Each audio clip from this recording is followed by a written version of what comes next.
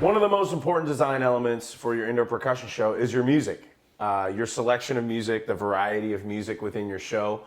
One thing that we always tell people is your music should always sound good. It should always sound like music. And I know that seems obvious, but I've talked to people go, we're gonna have this spot in the show and it's gonna get really dissonant and nasty and everyone's gonna start.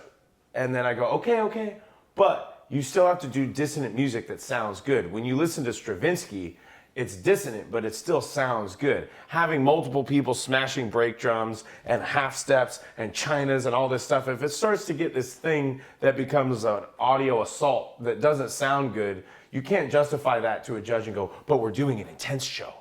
My music is intense. No, your music just sounds like noise. So no matter what we're doing, we always try and find a way to really have like nice lush chords, have moments of, you know, music development where if you close your eyes and listen to it, you go, this sounds like music I've heard before. Not necessarily that this is a cover or an arrangement, but this sounds like music I would hear on the radio. There's a fullness to it that sounds like a produced production, no matter how intense or dark or light the music is.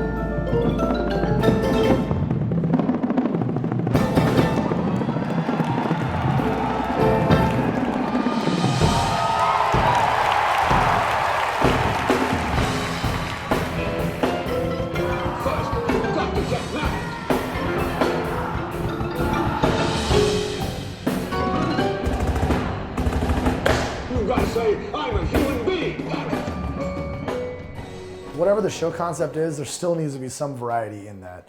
Like we were talking about, you don't want to just pick different songs, like these all feel different, but then do they still make sense with the overall show concept?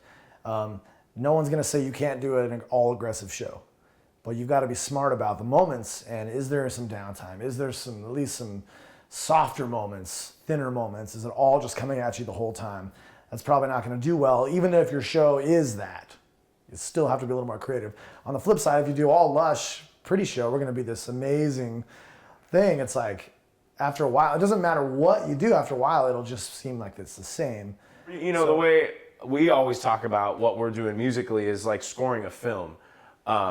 If you were scoring a film, flam drags and tap rolls would not be used to create emotion. They can create effect, but really the underscore of what's happening, that's what's going to pull an audience member into your show. The majority of your audience, believe it or not, is not drummers. It's parents, it's grandparents, it's sisters, uncles, and so we get so caught up with the drumming aspect of it, we sometimes forget to have the music have emotional content. And that emotional content could be scared, it could be tension, it could be longing, all those things that music does.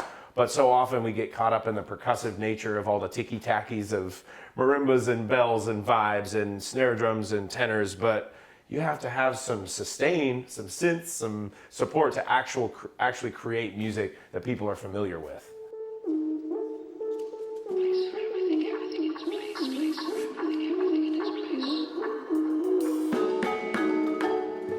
Ritual after ritual, day after day.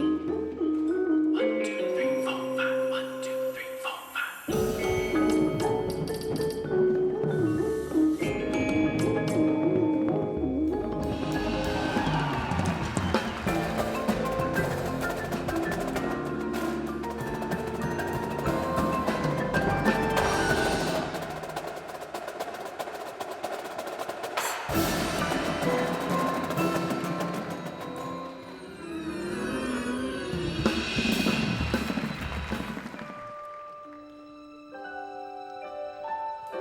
Get up, go to work, come home, do it again.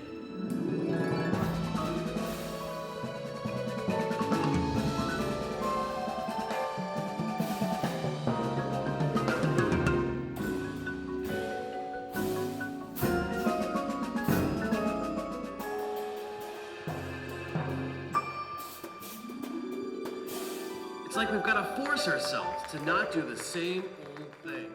Yeah, and talking about variety is obviously pacing. That helps out the whole flow of the show. I mean, that is the flow of the show. You can have variety within just the music, but if it's just a lot of this one thing and a lot of this one thing and a lot of this other thing, is it even now variety? It's about these peaks and valleys and how long you spend in a moment. Not too short, not too long. It's just dependent on whatever you're doing, but just making sure that everything flows together, these transitions. Our shows end up being longer than the average show, but it's because we want to make sure we're getting in and out of the ideas correctly. And if that means we'll go a little bit longer, then that's what it's going to be. So it's not this assault on the audience. Because so many people, I think, make the mistake of focusing on setting up the event, but they don't allow enough time to resolve, in, what is it in literature, the denouement, the falling out action after an event happens. You can't just, and we're done, that's it, unless it's the end of the show. Then you can just, boom, we're done. But in the middle of the show, if you've set up this event, there has to be some trailing out action as you transition and then move into the next event emotionally for the audience member. So don't just set up, also resolve and get out of the main impact. I think one of the big problems in indoor drumline is we approach it a little bit like outdoor. Where in outdoor, when we're trying to, really make a moment happen, it's just about more volume. There's something impressive on a field when you hear a lot of volume. The problem about indoor is that there's always a lot of volume. 2 snares, 2 tenors, and a 10-man pit can fill an entire room. So it gets difficult when everyone's trying to show how loud they can be, and you sit there and you watch 45 ensembles back to back, everyone's loud.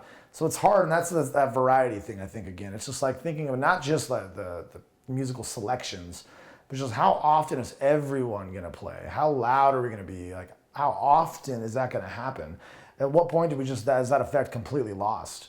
When you get into the middle part of the show and you're like, all right, I got it. And now you got nothing else to give unless you just start playing more rim shots, and everybody loves that. Yeah, lots more rim shots. Double rim shots, full gauch shots, more of those.